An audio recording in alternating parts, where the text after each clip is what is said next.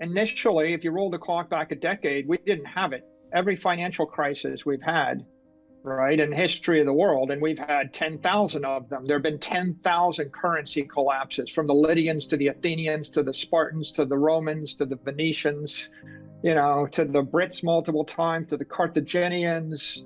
You could just go on, and the Persians, and go on and on and on and on.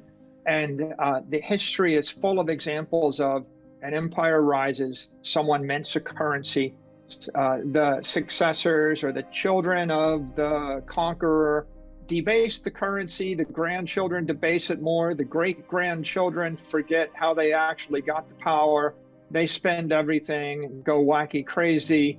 Pretty soon the economy collapses, you can't pay your soldiers, they all defect, and the barbarians come over the gate and they take everything, including your debased gold. They melt it down, they purify it, they mint their own coin, and the cycle starts again. Michael Saylor is undeniably a Bitcoin mogul. Not only does his public company, Microstrategy, possess a substantial 152,800 Bitcoin holdings, but Saylor himself personally owns an impressive 17,732 Bitcoin. This combined total is worth a staggering $4.5 billion. In a bold interview, Saylor makes a remarkable assertion: the US dollar is destined to collapse. This might seem like an audacious prediction, especially coming from an individual who, quite literally, studied rocket science at MIT. However, Saylor argues that history and the fate of fiat currencies reveal a clear pattern. Throughout history, every currency ever created has eventually become worthless. There is a myriad of examples, including the downfall of ancient Rome, revolutionary France, and the Weimar Republic of Germany following World War I.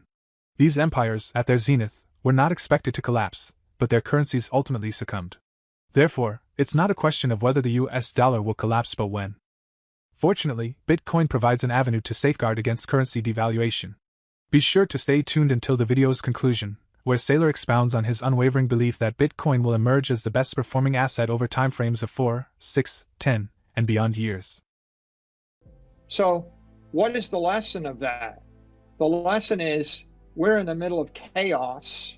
There is no place to hide. Your choice is, you could buy gold, but gold is dead metal and it's just getting ground into the dirt, right? I can seize your gold. Gold is, the half-life of money in gold is 35 years. And you can't put gold on 8 billion iPhones. So the problem is there's no tech in gold, and it was a good idea in the 19th century, and it's centralized, governments can seize it, and the gold miners keep debasing it. They keep mining more gold, right? In the best year, you get 2% more. In the worst year, someone seizes a bunch of gold, dump it on the market, you get more than 2%.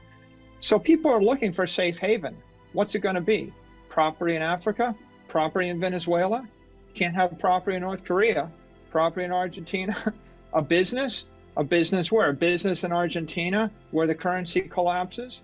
What good are your cash flows if the currency that you generate the cash flows are collapses in value? So I think here's the big idea, really big idea. Everybody in the world has to decide where they're going to locate their family. They have to physically. They have to decide where they're going to locate their themselves in cyberspace, their mind. Are you going to watch Facebook all day long? Are you going to read Twitter? Are you going to be on YouTube? You're going to go to Rumble? Are you going to look at Instagram?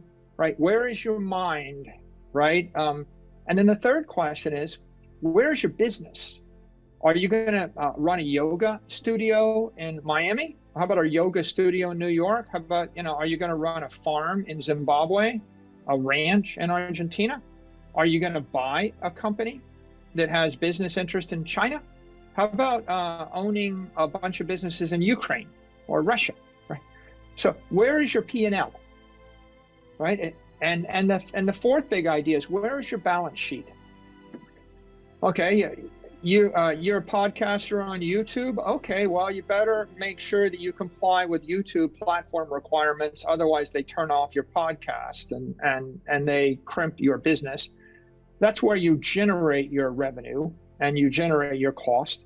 But now, where are you going to save your money? Are you going to save it in U.S. sovereign debt? Are you going to actually store it in gold? Are you going to buy land? Where? In California, in Ukraine, in Russia? Where? In Florida? right? Are you going to buy S&P index stocks? Are you going to buy Bitcoin? Are you going to buy art? So there were conventional answers to all these questions, Brian, and they kind of worked for, there was an answer to this question before 1914. There was an answer to this question between Bretton Woods and 1971. There was an answer to this question from 1971 till the year 2020. In 2020, it's like, oh, the answer, 60-40 bond portfolio, buy the S&P index and like a portfolio of diversified bonds and you're good. Okay, there was an answer. The answer kind of got confusing after 2020. The answer got confusing for a lot of businesses, for a lot of people. And so highlight of the year, the highlight of the year is people were stunned from March of 2020 to March of 2021. And from March of 21 through the middle of 2022, they're all starting to get their bearings and they're like, well, I guess, what is Bitcoin, a digital commodity? Do I have to deal with that? Well, now Fidelity's talking about rolling out the 34 million retail accounts. You've got the government embracing crypto assets, saying we better figure it out. Congress, senators getting educated on it. The CFTC, the SEC getting educated on it. Big institutional investors starting to take Bitcoin positions. The media now you've got Bloomberg covering crypto. You've got CNBC covering crypto. You've got an entire world, media, analysts, politicians, financiers, and they're all starting to figure this out. But I still say we're early, right? This paradigm shift takes a decade. And maybe the first decade was the embers of a flame flickering from 2009 to 2020.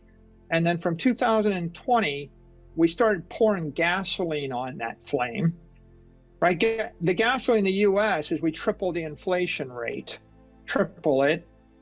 monetary inflation. But forget about that. Maybe you're a blue blood living on the Upper East Side with a trust fund and you just don't see why you need it. The gasoline in Sri Lanka is everybody lost everything overnight. The gasoline in Lebanon is the bank freezes their doors and you lose all your money. The gasoline in Argentina is the peso goes from 20 pesos to the dollar to 280 pesos to the dollar in 4 years, right? The gasoline in Ukraine is oops, there's a war. Banks are, there's a limit to how much money you can withdraw. And the gasoline in Russia is, okay, I get, the stuff you thought you owned in Europe, you don't own that anymore. We're taking that from you, taking your gold, taking your bonds, taking your yachts, taking your villas. So there's a lot of people with a 2x4 to the head, and they're all stunned, and they're all trying to figure it out. And there's this colorful debate, a political debate, a media debate, a debate on YouTube, a debate on Twitter. What's the solution? And the only thing we can all agree on is we probably need to look at some new ideas because the old ideas just don't work anymore. And there's no intellectually honest person that would say, yeah, everything I believed in 2019 or 2018, it's all still true. I haven't changed any of my opinions about anything. I mean, everybody's had a place in their life where they've been jarred and stunned, and now they're trying to make sense of it. So the question is, how do we move forward? And to summarize on Bitcoin, I think Bitcoin is it's very volatile. It's getting jerked around. All risk assets are getting jerked around. If you look at one of the more interesting things, right? The 2-year, the 2-year treasury was 16 basis points a year ago, and it's currently like 3.9%. We went from 16 basis points to 390 basis points on short-term money. The mortgage rate on a 30-year mortgage has gone from 2.7% to 6% in 12 months, right? The yield curve is inverted. you get paid higher interest on a 2-year loan to the federal government than on a 30-year loan. The 30-year loan is 350 basis points. So summary of all this, it's this, we had an unprecedented expansion of the money supply in March of 2020, where we just pegged interest rates to zero. And the bankers said, we're going to keep interest rates at zero for the next 4 years. They literally implied, they said, not until 2024 will we raise interest rates. Okay, well, that's one panic. And now we've got the other extreme, which is the fastest tightening of the money supply, like one of those oh crap moments. Oops, I think we overdid it on one side.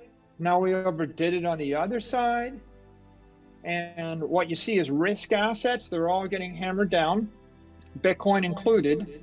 But look, all financial assets, bonds hammered 20%, NASDAQ hammered 30%, S&P, gold hammered, silver hammered, and Bitcoin hammered. But on the other hand, tangible assets, oil, natural gas, food, any type of energy, they're all shooting up.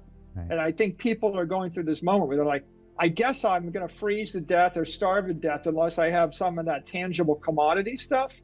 And the financial stuff, I guess I'll trade it. And meanwhile, the politicians, you know, they play with the little knobs, attempting to do good. And it turns out that it's very difficult for humanity, for any human being, to actually make adjustments fast enough and intricately enough so that they can do good without probably doing more harm than good. And that's where we find ourselves right now. If I have an increment of $10 million of cash flow, do I put it into bonds? Do I put it into gold? Do I buy silver? Do I buy land? Do I buy art? Do I buy Bitcoin? So I still think Bitcoin is the most scarce, most desirable, highest quality property. It's a long-term store of value. So I think generally for us, we've adopted a very simple strategy. We keep enough working capital to last us a year, normally in the range of about $50 million in US dollars. And then when we have excess cash, either from operating income or any other financing opportunity, we put that into our treasury reserve asset. And we have adopted Bitcoin as our primary treasury reserve asset. So we're 100% treasury reserves in Bitcoin. You might decide that you're going to split your treasury reserves 1/3 property, 1/3 art, 1/3 Bitcoin, or 1/3 S&P stocks or something, right? It's a preference for an individual or an investor. But of course, our company, Microstrategy, has adopted a Bitcoin strategy, and we have transparently communicated that to all of our outside shareholders, and that is in our 10K filing. So when someone buys Microstrategy stock, they know what they're getting.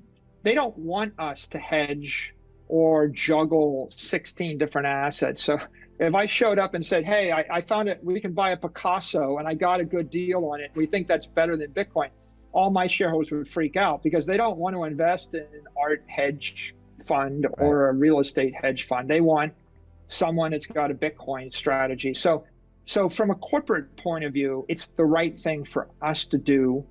I personally think it's the highest quality property in the world, and I think it will appreciate the best over time. And as I pointed out to you, it has performed the best in the past 2 years versus every other option. Now we have none other than the Bitcoin king himself, Michael Saylor, explaining why Bitcoin takes the top spot in his investments. His unwavering conviction in Bitcoin is evident, and given his impressive track record, his predictions carry significant weight. For more Daily Dose Crypto news, check out these 2 awesome videos on your screen. Click now and we will see you on the next video.